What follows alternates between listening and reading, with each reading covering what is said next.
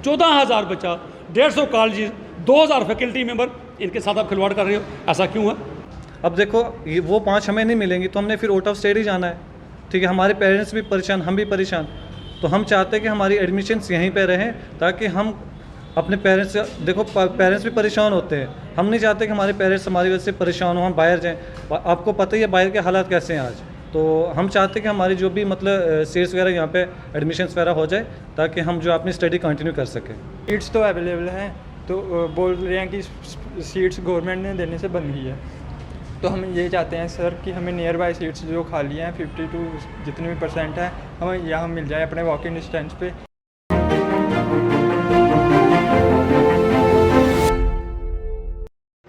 बोपी अगर ये ना हो तो हम लोग ये सोचें कि एडमिशन्स कैसे कॉलेजेस में ले, पर सबसे बड़ा सवाल ये है कि अगर ऐसा कोई इंस्टीट्यूशन है तो क्या असल में हम लोगों को एडमिशन दिलवा पा रहा है, या कहीं ना कहीं हम जो ये कहते हैं कि हमारा जम्मू का युवा जो है आहिस्ता आहिस्ता बाहर की ओर जा रहा है, कहीं यही तो धकेल नहीं रहा है। अब इस पर बातचीत करते हैं। मेरे साथ में वो शख्स हैं जिनको कोई भी अब इन्फॉर्मेशन देने की या मैं इनकी कहूँ कि ये कौन है बताने की ज़रूरत नहीं है, सीधा इनसे बातचीत शुरू करते हैं। क्या आपको लगता है कि हम लोग जो कहते हैं कि हमारा जम्मू का युवा आहिस्ता आहिस्ता बाहर जा रहा है, असल में कोई इंस्टीट्यूशन ही इसको बढ़ावा दे रहा है? देखिए बिल्कुल रति जी, पिछले 3-4 साल पहले हमने भी कहीं ना कहीं ये डिमांड की थी कि जम्मू कश्मीर की जो पैरामेडिकल और नर्सिंग के कॉलेजेस हैं यहाँ कहीं ना कहीं घपले थे, तो हमने कहा था इसके ऊपर कोई सरकार का मॉनिटरिंग होना चाहिए। तो लेकिन हमें यह नहीं पता था कि जिसको हम मॉनिटरिंग के लिए बोल रहे हैं वहाँ जाकर कितना बड़ा स्कैंडल हो जाएगा। बोपी के हवाले की गई तो हमें तसल्ली हुई कि आज के बाद कम से कम एक मॉनिटरिंग होगी, अच्छे से सिस्टम चलेगा, क्योंकि पहले कई कॉलेजेस ने एडमिशन ऐसे बच्चों को भी कर दी जो उनके पास कोर्सेज ही नहीं थे, तो बच्चों को एक्सपेक्ट किया जाता था। जब मॉनिटरिंग शुरू हुई बोपी की बड़ा अच्छा लगा, लेकिन बड़े अफसोस से कह रहा हूँ बोपी की नॉन प्रोफेशनल और नॉन सीरियसनेस की वजह से आज 14,000 बच्चा जो रियासत में पढ़ना चाहता है रियासत में ना पढ़ कर बाहर रियासतों में जा रहा है। आखिर क्यों हुआ ऐसा? उसकी वजह ये रही कि बोपी हर साल मार्च में एप्लीकेशन इन्वाइट करती है पैरामेडिकल और नर्सिंग के एस्पिरेंट्स के लिए, तो उसको जून तक उसको कंप्लीट करना होता है वो प्रोसेस, लेकिन वो जून तक नहीं करती, वो नवंबर-दिसंबर तक ले जाती है, डिले करती है। तो तब हमारे बच्चों के पास कोई ऑप्शन नहीं बचता। दो ही चीज़ें उनके पास ऑप्शन होती हैं, एक तो या तो 1 साल अपना कीमती ज़ाया करें या फिर वो स्टेट से बाहर ऑप्ट करें। तो स्टेट से बाहर जाना रहती जी, आज के दौर में बच्चे माँ बाप भी थोड़ा हेस्टेज फील करते हैं, भाई बाहर हालात ठीक नहीं है, ड्रग्स का मसला है, बच्चे बाहर जाके कंट्रोल से बाहर हो जाएंगे।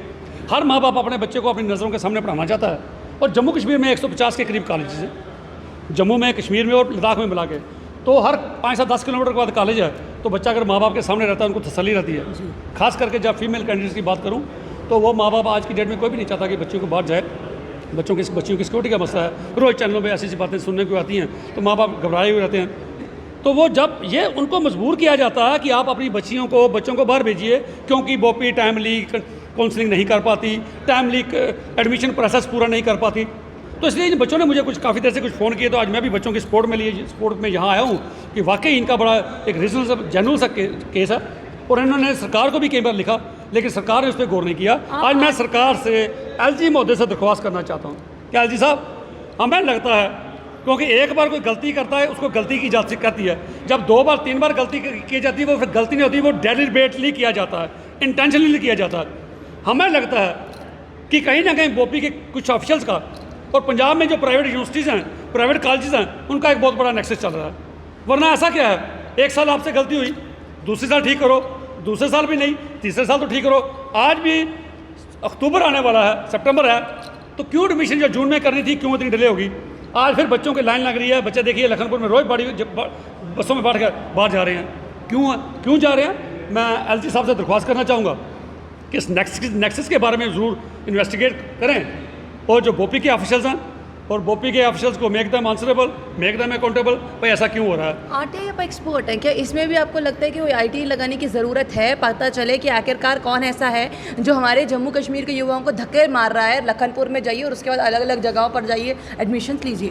देखिए जहाँ कोई RTI की ज़रूरत पड़ती है डेफिनेटली वहाँ लगाऊंगा, लेकिन यहाँ पॉलिसी मैटर्स पूछना हो, इसमें कुछ पॉलिसी का आता है, ये RTI के अंडर आता नहीं है। कुछ एक चीज़ें इसमें मैं स्टडी करूँगा, जो चीज़ इसमें आई तो डेफिनेटली मैं RTI भी डालूंगा, क्योंकि हमारे 14,000 बच्चों के लिए, और 14,000 बच्चे ही नहीं, इनके साथ मेरे पास वो भी आए जो फैकल्टी मेंबर हैं, जो जम्मू के 150 कॉलेज में, हर कॉलेज में लेकर 10 से लेकर 15 वहाँ पर टीचिंग स्टाफ है।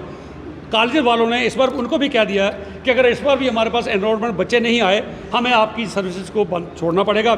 तो एम्प्लॉयमेंट जनरेट करने के बजाय जो ऑलरेडी हमारे एम्प्लॉयड टीचर्स हैं 1000 से लेकर कम से कम 1500 से भी ज़्यादा होंगे, तो वो लोग घरों में बैठ जाएंगे। उनके साथ 4-4, 5-5 जो बंदे जुड़े हुए हैं वो कहाँ जाएंगे?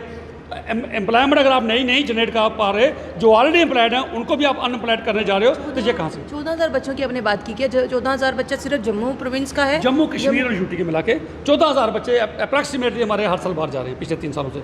तो रति जी 14,000 बच्चों का अगर रेवेन्यू भी देखें ना, फीस देखें, तो पंजाब में कम से कम फीस 40 से लेकर 50 करोड़ तक एनुअली जो पैसा रियासत में आना चाहिए था, वो पैसा लखनपुर के पार जा रहा है। एक सरकार को, वो भी स्टेट को बहुत बड़ा नुकसान है। दूसरा, जो पेरेंट्स अपने बच्चों को बाहर भेजते हैं, जम्मू में लोकल पढ़ाएंगे तो हॉस्टल का खर्चा नहीं पड़ेगा, खाने पीने का खर्चा नहीं, घर में अपना फ्रेश खाएंगे, तो वो भी एक खर्चा पड़ रहा है, वो पैसा भी हमारा बाहर जा रहा है।